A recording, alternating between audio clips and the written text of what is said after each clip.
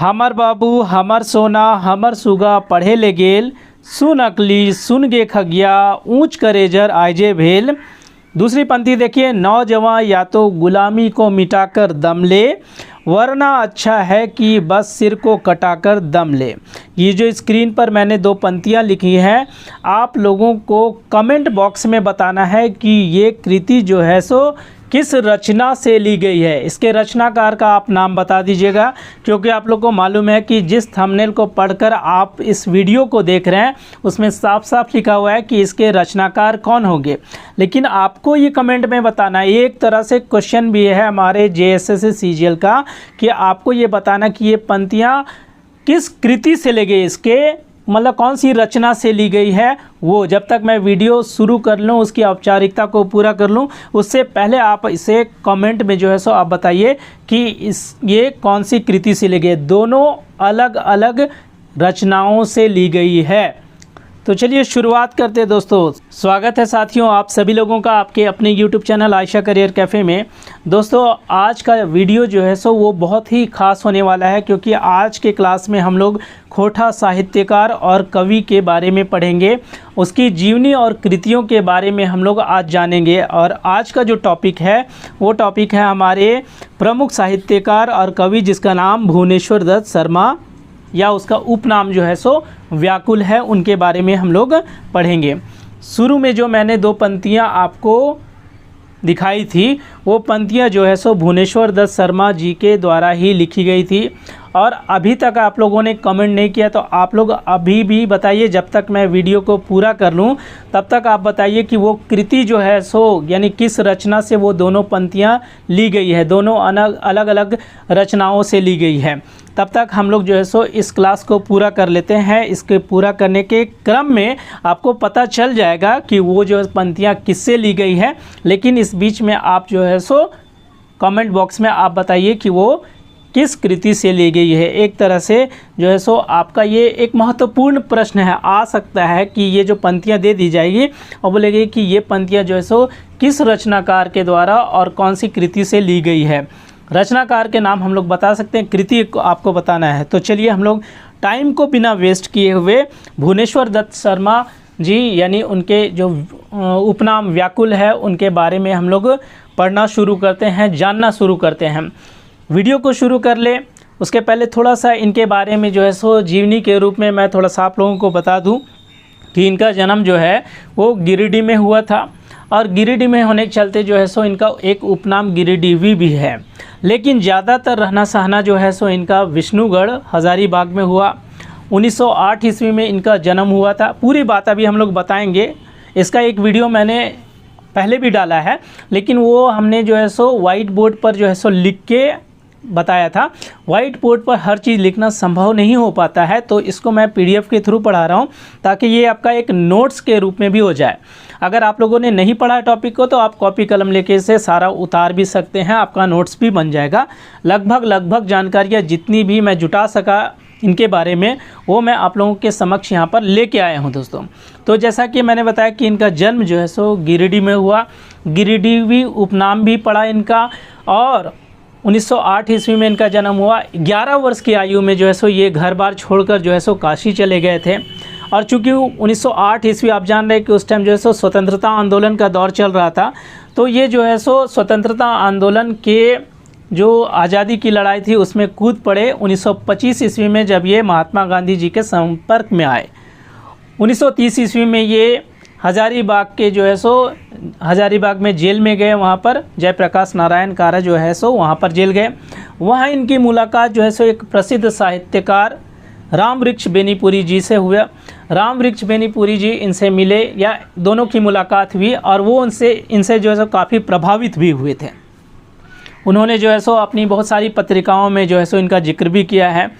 और ये जो है सो स्वतंत्रता आंदोलन में तो थे ही, लेकिन इस बीच में इनकी जो लेखनी थी खोटा से संबंधित वो रुकी नहीं, बल्कि खोटा में जो भी है रचनाएं ये कर रहे थे। उस वक्त जो है सो खोटा में बहुत सारी रचनाएं नहीं होती थी, लेकिन इन्होंने जो है सो अपनी क्षेत्रीय भाषा को प्रमुखता दी और उसी में जो है सो इन्होंने लिखना स्टार्ट किया। बहुत सारी कृतियों का इन्होंने जो है सो निर्माण किया या रचनाएं की। उसमें कुछ जो प्रमुख रचनाएं, जैसे सबसे पहला जो रचना इसका है वो है कलामे व्याकुल। उसके बाद और भी बहुत सारी रचनाएं हैं, सारी रचनाओं कृतियों के बारे में बताऊंगा मैं यहाँ पर। उसके बाद जो है सो आगे जो है सो उर्दू में भी ये शायरी या उर्दू में भी जो है सो ये रचनाएं करते थे। उसके बाद जो है सो धीरे धीरे जो है सो इनकी पहचान जो है सो एक प्रमुख साहित्यकार कवि के रूप में हुई। माखनलाल चतुर्वेदी जी ने भी इनकी प्रशंसा की। इन्होंने कहा कि व्याकुल उपनाम से जो ये कृति करते हैं, रचनाएं लिखते हैं, ये जो है सो पढ़कर या मुझे देखकर जो है सो काफ़ी प्रसन्नता होती है और इनकी रचनाओं को देखकर ऐसा लगता है कि जैसे राष्ट्रीयता जो है सो इनमें कूट कूट कर भरी हुई है। तो ये एक बहुत ही जो है सो उम्दा किस्म के जो है सो एक तरह से साहित्यकार हम लोग कह लें या कवि कह लें। बहुत सारी रचनाएं इनकी हैं। बचपन में जो है सो इनके दादाजी जो है सो वही इनको जो है सो व्याकरण के बारे में मूलभूत जानकारी दिए थे। तो ये कुछ खास जो है सो इनकी जीवनी के बारे में जो है सो हम लोग जानेंगे। पानुरी स्मृति सम्मान भी इनको मिला है। आपका जो है सो बोकारो खोटा साहित्य संस्कृति परिषद बोकारो के द्वारा 1989 ईस्वी में। तो ये बहुत सारी चीज़ें, चलिए हम लोग किनारे से एक एक करके जो है सो हम लोग देखते हैं। यहाँ जो मुख्य चीज़ें हैं मैंने इसको अंडरलाइन कर दिया है या उसे कलर कर दिया है ग्रीन कलर से, और आपका येलो यानी पीला कलर से आप उसे देख सकते हैं। एक कंप्लीट नोट्स है, आप उसे उतार सकते हैं। चलिए स्टार्ट करते हैं। पहले देखिए यहाँ पर शुरुआत में जो है सो जैसा कि यहाँ पर आप देख सकते हैं कि लिखा हुआ नाम जो है सो इनका था भुवनेश्वर दत्त शर्मा। उपनाम देखिए, उपनाम में है व्याकुल, गिरिडीहवी और राष्ट्रीय कवि। राष्ट्रीय कवि इनको जो है सो बाबू राम नारायण सिंह जी के द्वारा कहा गया, जो कि हज़ारीबाग के पहले सांसद रह चुके हैं। ठीक है। जन्म देखिए, जन्म इनका है 17 मार्च 1908 ईस्वी। 1908 ईस्वी से कुछ याद आ रहा है, अगर हम लोग झारखंड पढ़ते हैं तो 1908 ईस्वी में CNT एक्ट लागू हुआ था। हालांकि उसका इससे रिलेशन कुछ नहीं है, लेकिन कहने का अर्थ यही है कि हम लोग किसी चीज़ को अगर रिलेट करके पढ़ते हैं ना तो वो ज़्यादा बढ़िया से याद होता है। इसलिए मान लीजिए उस टाइम याद कीजिएगा 1908 CNT 1908 में आपको याद आ जाएगा। अरे व्याकुल जी का जो है सो जन्म भी यही वर्ष था। स्थान देख लीजिए, स्थान जो है सो महतडी गांव जो कि गिरिडीह में पड़ता है, लेकिन रहना सहना ज़्यादा कहाँ हुआ, विष्णुगढ़ हज़ारीबाग में हुआ। इनके पिता का नाम जो है सो पंडित बलदेव प्रसाद उपाध्याय, पंडित बलदेव प्रसाद उपाध्याय। माता का नाम शांति देवी, पत्नी का नाम सरस्वती सुशीला देवी।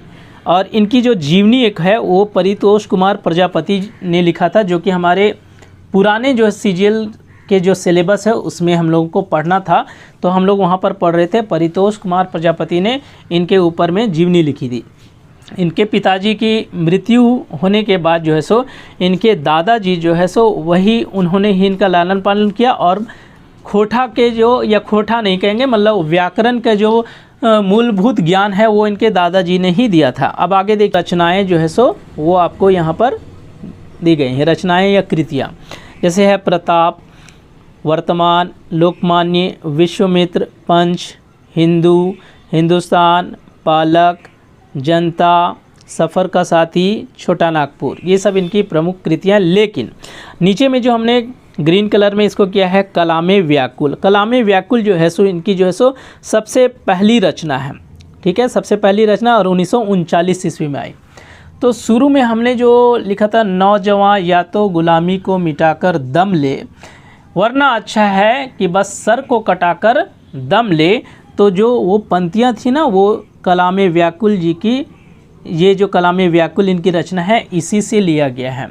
क्योंकि उस वक्त जो है सो स्वतंत्रता आंदोलन का दौर चल रहा था, तो बहुत सारे क्रांतिकारी रचनाएं होती थी। उन्हीं में से व्याकुल जी ने कलामे व्याकुल लिखा, और उसमें एक तरह से देशवासियों को स्वतंत्रता के प्रति जागरूक करने का प्रयास किया। कहा जाता है कि ये जो किताब 75 पैसा में इसका दाम रखा गया था, लेकिन चूंकि ये क्रांतिकारी रचना थी तो अंग्रेज़ों ने उसे जो है सो एक तरह से सीज कर दिया था, जब्त कर दिया था। पहले तो ऐसा होता था कि जितनी भी कृतियाँ रचनाएं होती थी जो कि लोगों में जो है सो उत्साह भरने का काम या फिर जोश भरने का काम करती थी, तो अंग्रेज उसे या तो जला देते थे या उन्हें जो है सो जब्त कर लेते थे। ऐसा तो होता था। तो ये भी कलामे व्याकुल के साथ हुआ।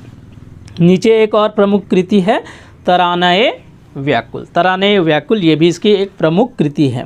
आगे आते हैं हम लोग गीत में। देखिए यहाँ पर गीत में इन्होंने लिखा है यहाँ पर, तो गीत में है आपका माहल, किसानों की आंत्रनाद 1943-44 में, मादल 1950-51। माहल या मादल है, थोड़ा सा आप देख लीजिएगा कन्फ्यूजन है, लेकिन मादल जो है सो 1950-51। फिर मादल ध्वनि मधुरताल 1976-77 ईस्वी में, ये गीत है। उसके बाद आगे आते हैं हम लोग उर्दू कृतियाँ। उर्दू कृतियाँ में जो है सो ये उर्दू में भी लिखते थे, उर्दू में हुस्नो इश्क, और एक है फलक से। फलक से जो है वो शायरी है जो कि ये लिखते थे। उसके अलावा यहाँ पर एक देखिए, यहाँ पर छौवा दुलार जो है सो इसकी प्रमुख कृति है जो कि कविता है। छौवा दुलार सबसे शुरू में जो मैंने पढ़ा था, हमर बाबू हमर सोना हमर सुगा पढ़े ले गेल, सुन अकली सुन गे खगिया ऊँच करेजर आइजे भेल, ये जो है सो छौवा दुलार की ही पंक्तियाँ थी। यानी जो रचना है वो छौवा दुलार का है। आपको आंसर में छौवा दुलार मारना होगा। और ये जो पंक्तियाँ लिखी हैं ना, एक तरह से प्रगतिशील विचारधारा को दर्शाती है। आगे आएगा, हम बताएंगे। अन्य महत्वपूर्ण तथ्य में इसमें आते हैं हम लोग, ठीक है। तो अन्य महत्वपूर्ण तथ्य में इनकी जितनी भी रचनाएं थी ना, वो हजारीबाग के विष्णुगुड़ी स्थित सुखद खोटा साहित्य कुटीर, यहाँ पर मैंने इसको जो है सो हाईलाइट कर दिया है, सुखद खोटा साहित्य कुटीर की ओर से प्रकाशित होती थी। इसको याद रखना है कि व्याकुल जी की रचनाएं कहाँ से प्रकाशित होती थी, तो सुखद खोटा साहित्य कुटीर जो कि विष्णुगढ़ में था, वहाँ से प्रकाशित होती थी। फिर मैंने आपको शुरू में ही बताया कि 11 वर्ष की आयु में वे घर बार छोड़ के काशी चले गए थे। 1925 ईस्वी में गांधी जी के साथ उनके संपर्क में आए और स्वतंत्रता आंदोलन में कूद पड़े। उसके बाद आते हैं कि वे एक चनफनिया कलाकार, गवैया और बजवैया भी थे। कलाकार भी थे और साथ में गवैया भी थे, बजवैया भी थे। उनकी कृतियों का विषय था, वो किस चीज़ पर कृति लिखते थे, यानी विषय उनका जो सब्जेक्ट रहता था वो था प्रेम, विरह, ज्ञान, मायक महतम और दुलारिक भाव। हुलारिक भाव यहाँ लिखा गया, दुलारिक भाव होना चाहिए, ठीक है। अब आगे देखिए, जो मैंने शुरू में लिखा था वही है कि छौवा दुलार की ये पंक्तियाँ हैं सारी। हमर बाबू हमर सोना हमर सुगा पढ़े ले गेल, सुन अकली सुन गे खगिया ऊँच करेजर आजे भेल। और ये किस चीज़ को दर्शा रहा है, भाव जो है सो ये है इनकी प्रगतिशील विचारधारा को दर्शा रहा है। आगे बढ़ते हैं। आगे में यहाँ पर देखिए, हज़ारीबाग जेल में, मैंने कहा कि हज़ारीबाग जेल में ये 1930 ईस्वी में जो है सो इनको जेल हुई, जहाँ पर उनकी मुलाकात जो है सो राम वृक्ष बेनीपुरी जी से होता है, साहित्यकार हैं। और मिल के जो है सो इनको राम वृक्ष बेनीपुरी से मिल के जो है सो बहुत प्रसन्नता हुई एक तरह से, और काफ़ी प्रभावित हुए राम वृक्ष बेनीपुरी जी इनसे। तो उनकी जो पत्रिकाएं होती थी उनमें जो है सो इनका जिक्र भी आता है। उसके अलावा माखनलाल चतुर्वेदी जी ने इनके बारे में लिखा था कि व्याकुल उपनाम से जो उर्दू भाषा में लिखी हुई भुवनेश्वर दत्त जी की कविताएं सुनकर मुझे प्रसन्नता हुई। ये कवि हैं और राष्ट्रीयता इनमें कूट कूट कर भरी है।